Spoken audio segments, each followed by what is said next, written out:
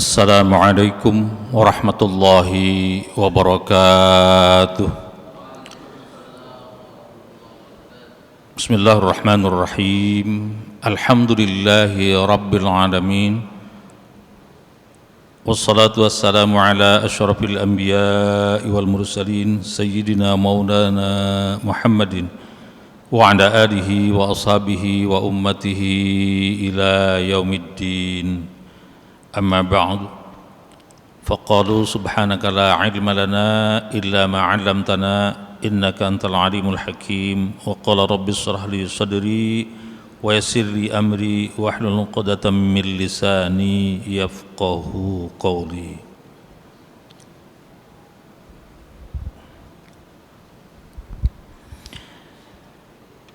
Ma'asyiral jamaah rahimakumullah.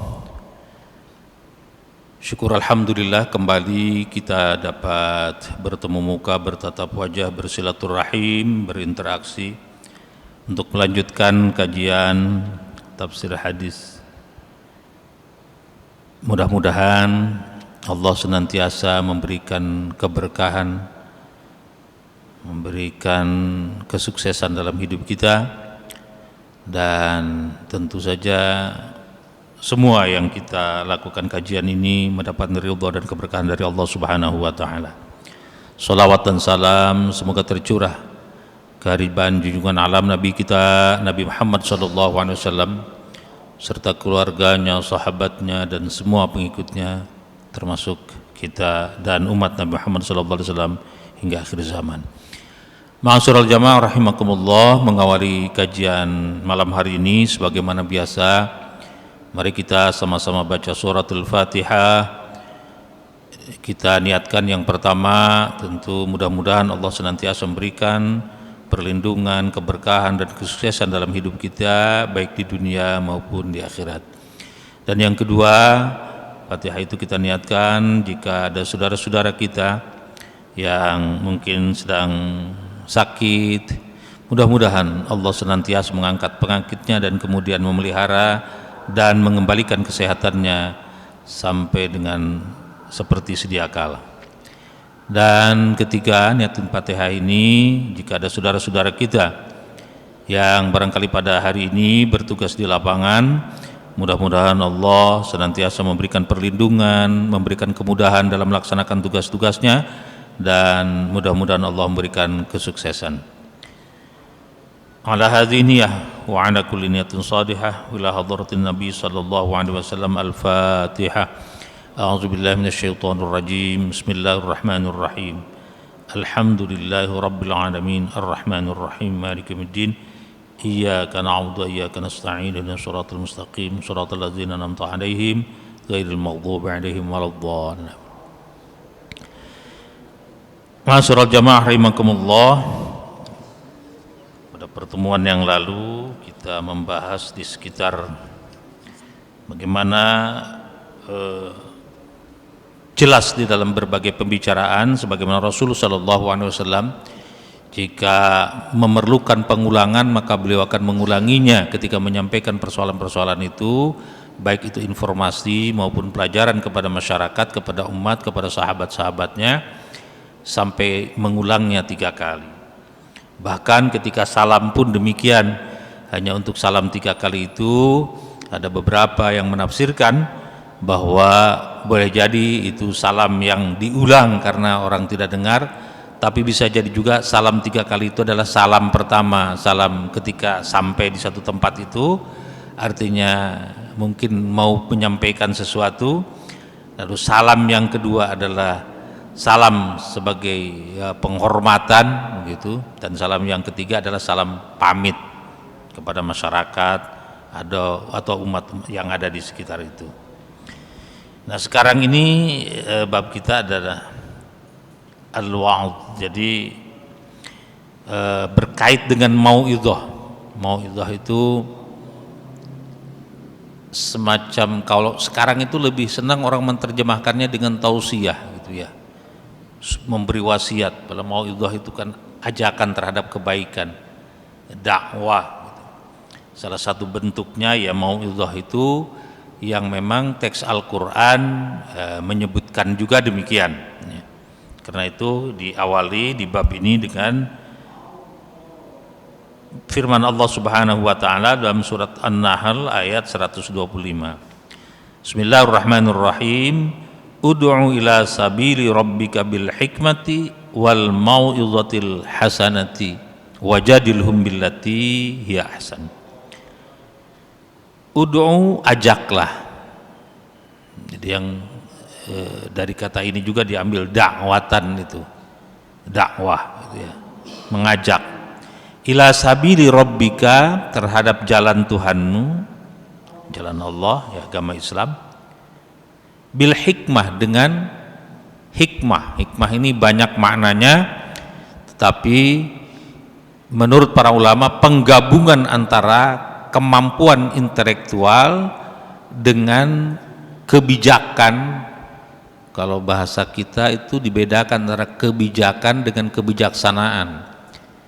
Kebijakan itu sebetulnya sesuatu yang sesuai dengan aturan, itu kebijakan. Kebijakan pemerintah seperti apa, itu aturannya seperti apa. Kebijakan kampus ini seperti apa misalnya, jadi aturan di kampus ini seperti apa. Tapi kalau kebijaksanaan biasanya itu, kalau dilihat dari aturan, itu penyelewengan dari aturan sebetulnya adalah penyelewengan dari aturan gitu. Tetapi itu memberikan sesuatu yang baik bagi misalnya kedua belah pihak, apakah yang memberi kebijakan atau terhadap objek atau sasarannya. Nah, kenapa demikian? Misalnya kebijakannya bayar sekolah di tempat ini atau kuliah di tempat ini 10 juta itu misalnya.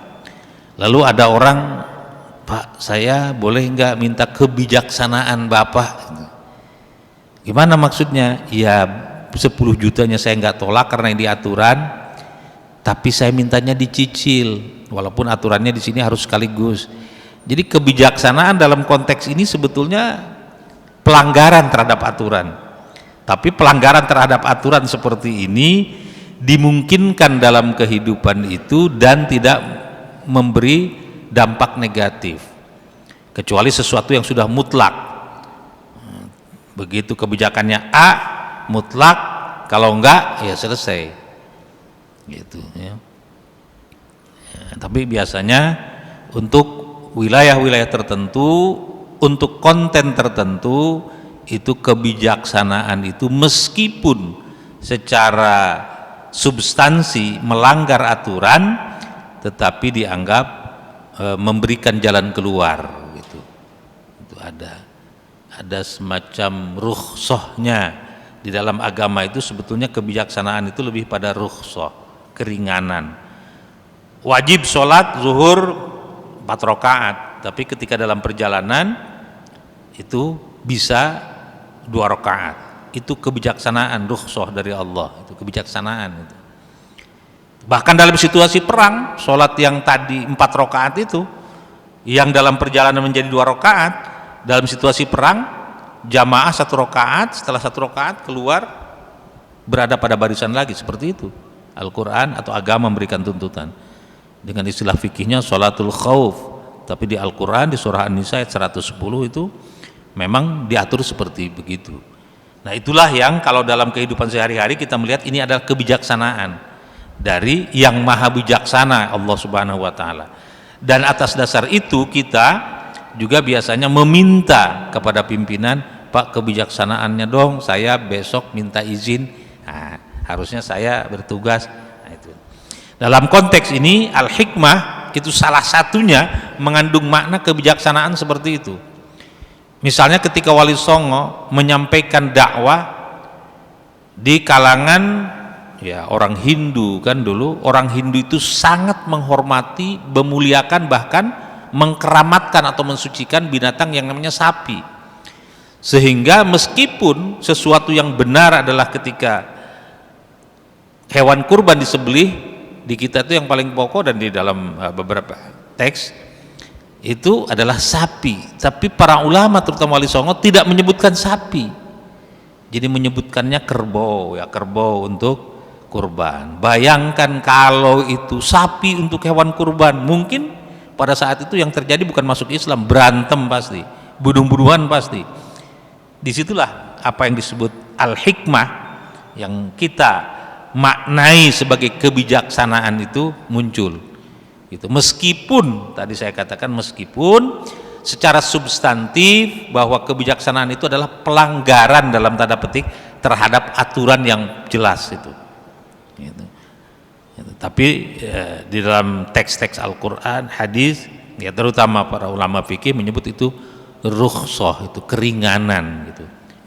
Tapi teksnya adalah keringanan, tapi dalam konteks sehari-hari adalah yang disebut dengan hikmah yang diterjemahkan dengan kebijaksanaan. Nah, bil hikmati yang pertama caranya dengan hikmah tadi. Jadi sangat umum, bentuk dakwah itu sangat umum kalau hikmah itu. Seperti Wali Songo tadi ketika mengajarkan sesuatu demikian. Bahkan katanya konon gitu, kenapa istilah-istilah dalam bahasa Arab yang sholat itu diterjemahkan di berbagai daerah itu berbeda gitu. Ada orang Jawa Barat tuh netepan, sembahyang itu supaya deket-deket kepada orang-orang Hindu juga istilah sembahyang itu kan gitu. Kenapa tidak sholat? Karena katanya penjajah marah betul kalau orang sholat ini melaksanakan ajaran agama, berarti ini orang radikal dan kemudian mungkin dibunuh. Karena itu ketika ditanya kemana orang ini, oh lagi sembahyang, dia dipikir oh ya sembahyang gitu. Lagi apa? Lagi netepan, lagi melaksanakan apa gitu ya. Itu jadi menghindari hal-hal yang beresiko lebih besar. Itu model kebijaksanaan itu seperti itu juga. Bil hikmah wal mau'izatil hasanah. Nah, ini di teks judul ini seperti ini. Al mau'izah hasanah. Mau'izah hasanah itu ya ajakan yang baik. Biasanya dalam konteks sekarang itu diartikan sebagai seperti tabligh, ceramah, mau'izah hasanah. Dulu biasanya orang menyebutkan demikian. Berikutnya ada mau'izah hasanah yang akan disampaikan oleh al-ustadz atau kiai atau al-mukarram siapa. Sekarang biasanya tausiah gitu ya. Tausiah. Ya, silahkan kalau istilah itu berkembang, tetapi maknanya secara hakiki itu saya kira sama, substansinya sama gitu. Mau'izah itu seperti tabligh, seperti ceramah, menyampaikan ajaran agama dengan lisan itu. Mau'izah hasanah itu. Wajadilhum billati hiya ahsan, dan juga bisa dengan mujadalah dengan cara yang baik. Mujadalah itu bentuknya bisa hiwar ya, halaqah, diskusi, tanya jawab gitu, debat, dialog demikian, tapi dengan cara yang baik gitu. Nah, untuk kesemuanya ini Al-Quran juga memberikan model-modelnya, cara-caranya gitu. Kalau mau'izah hasanah itu kan kebanyakan menyampaikan dengan bahasa-bahasa yang sesuai, yang baik. Al-Quran menyebutkan bahasa-bahasa itu banyak. Ada yang disebut dengan qaulan layyina, kata-kata yang lembut.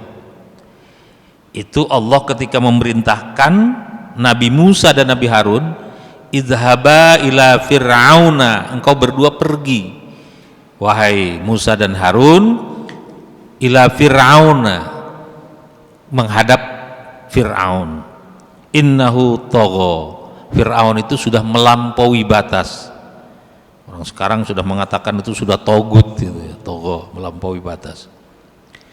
Allah perintahkan faqula, katakan olehmu berdua, lahu kepada Fir'aun, qaulan layyina, dengan bahasa yang lemah lembut, la'allahu yatadzakkaru au yakhsha, supaya ia sadar, ingat, au yakhsha, atau merasa takut dengan Allah Subhanahu wa taala, dengan ancaman atau akibatnya. Disampaikan dengan bahasa yang lemah lembut. Disinilah yang diseringkali oleh para ulama ahli dakwah, kalau kita baca beberapa kitab misalnya, itu metodologinya dengan cara lemah lembut ketika menyampaikan amar ma'ruf nahi munkar itu. Kenapa? Supaya memperoleh hasil, lemah lembut. Lihat tuh katanya, Nabi Musa dan Nabi Harun itu nabi, kemudian Fir'aun itu raja. Nabi menghadap raja dengan lemah lembut, bahasanya, ajakannya. Nah kemudian kalau ada orang keras, nah, ulama dulu itu membuat satu jawaban apologia atau apa istilahnya kalau lihat logika itu, lagi lihat monologika, ini kan sudah dialogika. Apa itu? Itu sebagai dalil katanya bahwa Nabi Musa dan Nabi Harun saja yang Nabi menghadap Fir'aun berbahasanya dengan bahasa yang lembut. Lah bagaimana Anda, katanya gitu, seorang mubaligh, seorang da'i yang tentu saja tidak sekelas dengan Nabi Musa dan Nabi Harun, tidak sekelas dengan itu, kan masih di bawah, tidak lebih hebat daripada Nabi Musa dan Nabi Harun, dan orang yang diceramahinya juga tidak lebih zalim daripada Fir'aun, ya kan? Nah tidak sehebat Nabi Musa, tidak, yang diceramahinya tidak sezalim Fir'aun, kok mau keras-keras gitu, mau galak-galak gitu. Kalau tegas perlu, kan? Dakwah itu memang harus tegas, artinya nggak ragu-ragu, yang halal halal, yang haram haram, yang hak-hak, yang batil batil. Tetapi dalam konteks penyampaian, Al-Quran menyebutkan bahasanya qaulan layyina, bahasa yang lemah lembut, sampai. Tapi kalau yang keras, ya pasti mendapatkan tantangan. Jangankan kepada orang sekelas raja, ada orang yang lagi misalnya mukulin anak kecil, anaknya, kita ngomong, enak aja orang tua mukulin anak, mungkin dia akan marah. Anak-anak saya ngasih makan, saya ngempanin, kata orang Betawi, itu kan. Kenapa harus dilarang? Ya, mungkin begitu. Tapi kalau kita bahasanya lembut, Pak, ini anak Bapak, iya Pak, ingat ketika nanti Bapak sudah tidak berdaya, siapa yang gotong Bapak? Bapak nggak bisa lagi berusaha, nggak punya apa-apa, siapa lagi yang bisa memberikan makan kepada Bapak, dan seterusnya dan sebagainya. Mungkin dengan bahasa yang lembut itu sadar dia, ya tazakkaru, dia ingat, dia sadar. Au yakhsha, atau khawatir, dia takut, oh iya ya nanti saya udah tua mungkin ditendang sama anak, lagi kecil anaknya ditendangin melulu, misalnya seperti itu. Jadi hal-hal seperti ini itu qaulan layyina. Al-Quran masih menyebut dengan bahasa-bahasa yang lain, qaulan karima, bahasa yang memuliakan, kata-kata yang memuliakan. Itu adalah hubungan anak dengan orang tua, misalnya anak kepada orang tuanya harus memakai bahasa yang karima, yang memuliakan. Nggak bisa bahasa yang sekedar lemah lembut, nggak. Apalagi bahasa-bahasa yang qaulan sadida, misalnya, yang agak lebih tegas gitu, jelas. Nah, tidak, kepada orang tua disebutkan wahfid lahuma dan seterusnya, ya, supaya menggauli keduanya. Zana hadzulli minar rahmah wa qur rabbirhamhuma kama rabbayani shaghira, sampai dikatakan demikian itu. Jadi qaulan karima di sini, ya, dengan bahasa-bahasa yang memuliakan. Atau bahasa-bahasa lain yang istilahnya qaulan baligho, lebih tajam, lebih menghunjam. Itu ketika dialog dengan yang berbeda pendapat, ya, secara substantif, maka dia harus menyampaikan satu alasan-alasan rasional sehingga mampu menghujam gitu. Dan kata-kata ini itu bisa jadi sebetulnya membuat orang yang kena itu di dalam Al-Quran itu kepada orang-orang munafik misalnya begitu. Itu ketika Nabi Ibrahim dipanggil oleh Raja Namrud, dia mengatakan, ya, Raja Namrud itu, siapa yang menghancurkan berhala-berhala ini, tuan-tuan kami ini? Ya, kata Nabi Ibrahim, tanya saja tuh kepada yang gede itu kan begitu, itu kan menghujam betul. Tanya kepada yang dia ini, kapaknya ada di dia, yang gede itu satu, nggak dihancurkan sengaja oleh Nabi Ibrahim. Kaget kan, semua orang yang menyaksikan, suruh tanya ke dia nggak bisa ngomong. Kok kita anggap sebagai Tuhan? Itu pada saat seperti itu, begitu keluar, banyak orang yang mengatakan, saya beriman kepada Rabbnya engkau Ibrahim gitu. Kenapa? Dengan kata-kata demikian itu kan terpukul semua orang itu. Di mana logika rasionalnya sesuatu yang jangankan menjadi Tuhan yang memberikan rahmat dan segalanya gitu, yang mengatur alam semesta, ngomong saja nggak bisa gitu, beri jawaban aja nggak bisa. orang diciptakan. Ya, jadi bahasa-bahasa yang dipakai, bahasa yang disebut itu qaulan baligh, bahasa yang menghunjam gitu. Kalau kita sih kalau biasanya bercanda, bahasa bercanda itu bisa. Misalnya saya bercandanya begini, itu tadi saya lewat HI itu, wah itu kan ada patung itu ya, atau pas dari HI juga lewat sini nih ada patung yang lagi bawa obar itu di Senayan, patung olahraga. Saya mengatakan misalnya begini, ini patung kalau dia lihat jalan macet dia turun, Pak. Dia ngatur jalan itu. Percaya dengan bahasa saya seperti itu? Bohong atau benar kalimat saya seperti itu? Saya beradu argumen, siap saya. Itu benar kalimat saya seperti itu. Kalau dia melihat jalanan macet, dia turun dan diatur kendaraan itu. Nah, terus mungkin ada orang protes, lah saya tadi lewat situ macet dia nggak turun, nggak ngatur. Iya kan saya katakan kalau dia melihat. Jadi ya dia nggak melihat, orang namanya patung kok. Nggak sepatung melihat, dia nggak melihat. Cuma saya katakan kalau dia bisa melihat, ya, kalau dia melihat gitu, kalau dia melihat, terus dia melihat enggak. Kenapa nggak melihat? Ya patung nggak ngelihat gitu ya. Jadi bahasa saya nggak salah kan. Jadi kalau patung itu yang di Bundaran Senayan itu, lalu dia lihat jalanan itu macet, dia turun, dia atur jalan itu ya, tapi nggak ngelihat dia. Kenapa nggak ngelihat? Ya patung ya. Itu mau'izah hasanah ya, mujadalah, bahkan tadi sudah mujadalah, itu ayatnya Al-Quran. Ini tuh gak terasa udah jam sekian. Nah kita, karena ini ayatnya cuma satu, kita lanjutkan ke hadisnya. Hadis yang pertama di bab ini, atau hadis ke-699 yang pernah kita kaji. Wa an Abi Wa'il Syaqiq bin Salamah qala kana Ibnu Mas'ud radhiyallahu anhu yudzakkiruna fi kulli khamis faqala lahu rajulun ya Aba Abdurrahman lawadidtu annaka zakkartana kulla yaumin faqala amma innahu yamna'uni min zalika anni akrahu an umillakum wa inni atakhawwalukum bil mau'izah kama kana Rasulullah sallallahu alaihi wasallam yatakhawwaluna biha makhafatas sammati alaina muttafaqun alaihi. Di sini dijelaskan di dalam hadis dari Abu Wa'il. Abu Wa'il itu ayahnya Wa'il begitu ya. Jadi dia punya anak Wa'il. Siapa namanya orangnya itu? Syaqiq namanya, bin Salamah. Syaqiq bin Salamah. Dia berkata, karena Ibnu Mas'ud radhiyallahu anhu uzakkiruna fi kulli khamisin.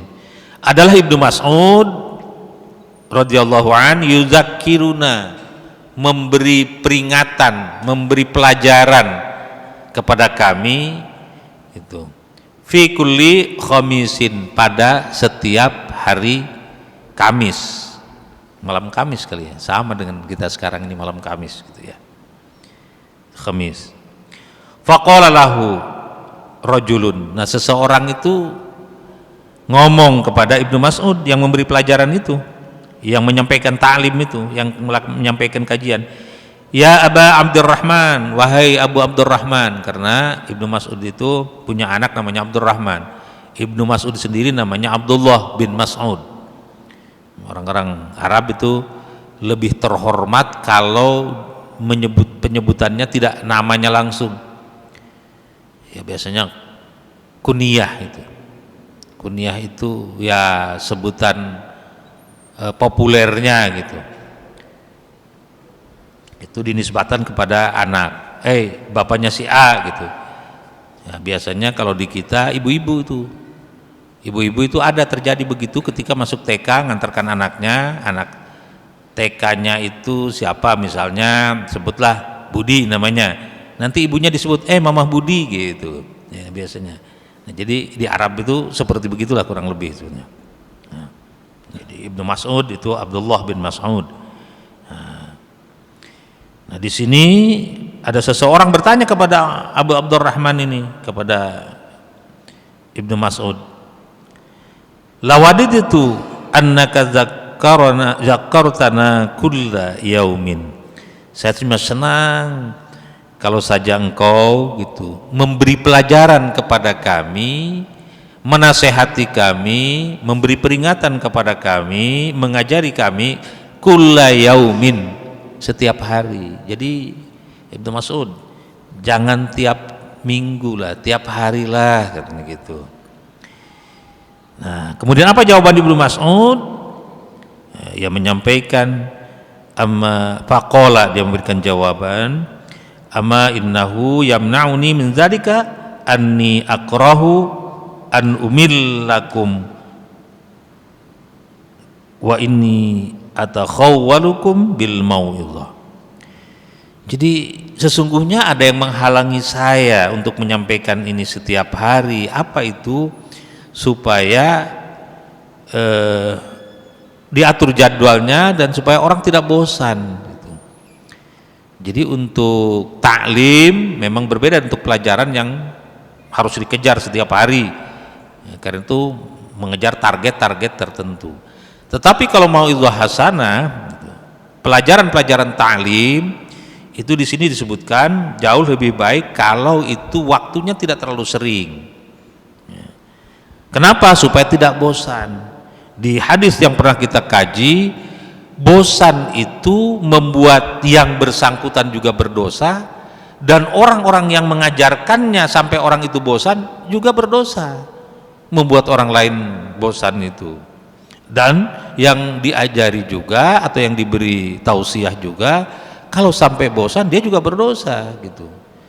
Sebab di hadis yang kemarin itu ada orang yang tadinya bagus, sholat, qiyamul lail segala, rajin, tiba-tiba dikurangi, tahu-tahu enggak gitu. Nah itu kan orang sini menyebut belang betong, itu tidak baik. Yang baik itu sedikit gitu, tetapi terus menerus itu. Jadi sebaik-baik amal itu dawamuhu wa in qalla, konsistennya, istiqomahnya, wa in qalla, walaupun sedikit.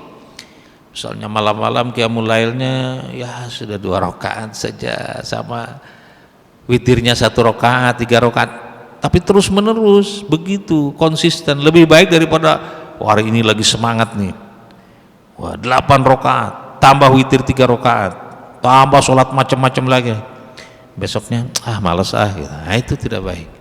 Konsisten, yang bagus ya yang banyak lalu konsisten, kecuali sekali-sekali ketika misalnya dalam perjalanan atau apa. Nah orang yang konsisten melaksanakan misalnya sholat atau qiyamul lail, lalu satu saat dia bepergian, safarnya bukan untuk tujuan maksiat, atau uzur, sakit sehingga nggak bisa melaksanakan, itu menurut Nabi SAW dalam hadis yang sudah lewat itu dihitung sebagai orang yang melaksanakan tetap gitu. Meskipun apa? Meskipun tidak melaksanakan. Nah, dia sesungguhnya sakit, dia nggak bisa sholat qiyamul lail, dia hanya zikir aja. Atau dia dalam perjalanan sulit situasinya, nggak melakukan qiyamul lail, itu dihitung tetap qiyamul lail, diberi pahala sama dengan kemarin ketika dia sholat misalnya rutinnya 8 rakaat tambah 3 rakaat witir, tambah yang lain-lain, rutin begitu, istiqomah, mudawamah, itu dihitung oleh Allah Subhanahu wa taala, catatan pahalanya seperti itu. Bahkan di dalam hadis itu kan dikatakan almar'u man ahabba, seseorang itu almar'u ma'a man ahabba, seseorang itu bersama dengan orang yang dicintainya, meskipun kata hadis itu bahwa amaliyahnya tidak sampai, tapi dia mencintai kemudian melaksanakan petuahnya, wah itu sama dengan orang itu. Ammar bin Yasir, ada juga untuk Ammar bin Yasir radhiyallahu anhuma qala sami'tu Rasulullah sallallahu alaihi wasallam yaqul inna tula salatir rajul wa qisara khutbatihi ma'innatun min faqhihi fa'atilus shalah wa aqsirul khutbata, rawahu Muslim. Jadi dari Abu Yaqzan Ammar bin Yasir, ini termasuk as-sabiqunal awwalun, ya, kita mendengar bagaimana cerita Ammar bin Yasir itu. Ia mendengar Rasulullah SAW bersabda, sesungguhnya panjangnya sholat seseorang, innatula sholatir rajul wa qisara khutbatihi, dan pendeknya khutbahnya itu menunjukkan bahwa dia memiliki kedalaman ilmu. Jadi yang benar ini menurut Nabi di sini dalam hadis ini, bahwa seseorang yang menjadi imam dan menjadi khatib, khutbahnya ya jangan panjang-panjang gitu. Bahkan yang baik itu khutbahnya lebih pendek daripada sholatnya, sholatnya lebih panjang daripada khutbahnya. Kalau khutbahnya 10 menit, sholatnya 15 menit gitu, atau lebih dari 10 menit, itu yang benar begitu tuh. Nah kalau ini terjadi, maka seseorang itu sebetulnya memiliki kedalaman ilmu. Nah dalam konteksnya adalah menyampaikan, nah, di tafsir ini panjang diuraikan bahwa sholat itu ibadah. Ibadah itu lebih fokus, lebih khusyuk, dan lebih tertib, tumanina, konsentrasinya kepada Allah lebih baik. Sementara yang namanya khutbah itu disebutkan mau'izah hasanah, meskipun di dalam teks fikih dikatakan bahwa 2 rakaat sholat zuhur itu digantikan dengan khutbah itu. Jadi itu khutbah itu posisinya sebagai pengganti 2 rakaat zuhur yang tidak dilaksanakan, karena hari Jumat tidak sholat zuhur, orang diwajibkan sholat Jumat, Jumatnya 2 rakaat, nah 2 rakaat lagi hilang sholat zuhur itu, ya itu gantinya adalah khutbah. Ya, tapi meskipun demikian, dalam teks ini, dalam hadis ini dikatakan bahwa sebaiknya panjangnya khutbah itu tidak melebihi panjangnya atau lamanya sholat Jumat itu. Itu yang bagus begitu. Tapi kita kan hampir nggak ada itu ya semuanya. Apalagi kadang-kadang nih Ustadz nih disisakan aja itu. Khotib 30 menit. Ustadz udah menyiapkan mau baca doa, jadi imam itu baca apa namanya, mengimami agak panjang, nggak jadi itu, pendek jadinya. Kenapa? Karena ada kehabisan waktunya gitu. Saya khutbah di sini bulan Agustus tanggal berapa kemarin itu ya, berbarengan di Saudi Arabia, tapi itu karena insiden. Itu Al-Mu'aikli, itu namanya siapa? Mahir bin Hamad Al-Mu'aikli, itu jadi imam, jadi khatib, beliau lumayan panjang, tapi begitu jadi imam suaranya nggak ada, bahkan lemes. Akhirnya digantikan oleh As-Sudais yang senior, itu baca rakaat pertamanya Al-Kautsar, rakaat keduanya Al-Ikhlas. Itu Jumat berbarengan saya jadi khatib di sini tanggal berapa itu? 12 atau tanggal berapa saya lupa, Agustus itu. Begitu saya dapat kabar, informasi karena ada teman yang kebetulan di sini itu ketika bulan Ramadan kemarin dia manggil beberapa ustadz, beberapa qori dari sana, yang antara lain adalah teman Al-Mu'aikli ini. Al-Mu'aikli itu orang tuanya Hamad, itu tetangganya, teman kuliahnya teman di sini. Hamad itu dulu katanya dia jatuh cinta sama orang yang non Arab, yaitu orang Pakistan, dinikahi. Wah, Arab kan ya mohon maaf luar biasa gitu. Jadi nggak boleh sampai diledek lah, dinistakan, dibully zaman sekarang itu. Akhirnya hijrah, dia pindah. Tapi luar biasanya punya anak seluruhnya hafidz Quran. Satu diantaranya Al-Mu'aikli itu menjadi imam di Masjidil Haram. Dari 7 orang imam, dari As-Sudais yang pertama Abdurrahman bin Abdul Aziz As-Sudais sampai nomor 6 itu Al-Mu'aikli itu. Al-Mu'aikli itu orang tuanya Hamad, orang Arab, ibunya orang Pakistan. Luar biasa. Di Arab yang namanya imam itu setara dengan menteri. Imam Masjidil Haram tentu saja dan Masjid Nabawi itu setara menteri, fasilitasnya, gajinya, pengawalannya begitu. Itu makanya terhormat betul. Nah setelah begitu maka orang kampung yang tadinya ngusir dalam tanda petik memintal supaya di situ katanya begitu.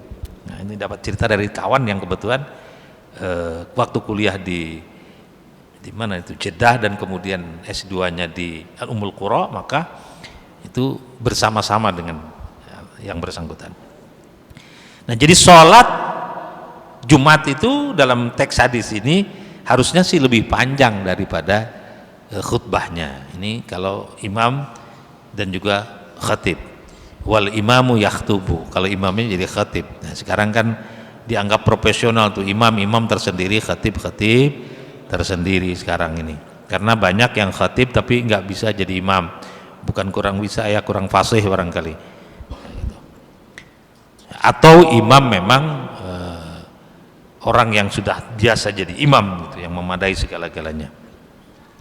Saya kira begitu. Ini waktunya habis ini ya. Berikutnya agak panjang lagi hadisnya. Saya sebelum mengakhiri, ini tinggal 1-2 menit lagi. Ada yang ingin ditanyakan atau ditambahkan? Suka lupa nih. Ada yang ingin ditambahkan atau ditanyakan? Saya persilahkan. Ya kalau keburu waktunya saya jawab sekarang, kalau enggak ya nanti saya mencatat aja jadi pada pertemuan yang akan datang. Jadi di bab ini yang mau idhah itu isinya, pertama memang ada ayat Al-Quran yang menyuruh kita kalau bisa itu menjadi da'i yang mengajak kepada kebaikan, gitu ya.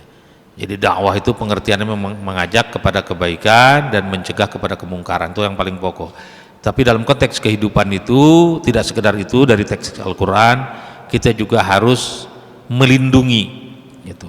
Jadi dakwah dalam pengertian ad-difa, membentengi, wal himayah, melindungi, bertahan dan melindungi gitu. Apa yang harus dilindungi? Pertama umat. Yang kedua agama, ya agama kita, bahkan mungkin agama nomor 1 ya, agama kita lindungi. Dari apa agama dilindungi? Dari paham-paham yang terlalu menyimpang, dari akidah yang sesat dan seterusnya. Begitupun melindungi umat, akidahnya, syariahnya, kemudian muamalahnya, akhlaknya, makanannya, minumannya yang halal tentu saja kita lindungi itu umat itu. Dan yang ketiga itu himayatud daulah, daulah itu negara juga harus kita lindungi. Kita kan sudah berkomitmen untuk bernegara, negara kita lindungi. Dengan cara apa? Menahan kalau ada agresi dari luar, dan jangan sampai memecah belah persatuan dan kesatuan. Ya banyaklah itu dalam konteks dakwah juga. Saya kira begitu karena waktunya ini sudah masuk waktu Aisyah. Demikian kurang lebihnya mohon maaf, kita akhiri sampai di sini, dan insya Allah untuk waktu yang akan datang kita lanjutkan masih pada bab ini tentang mau'izah.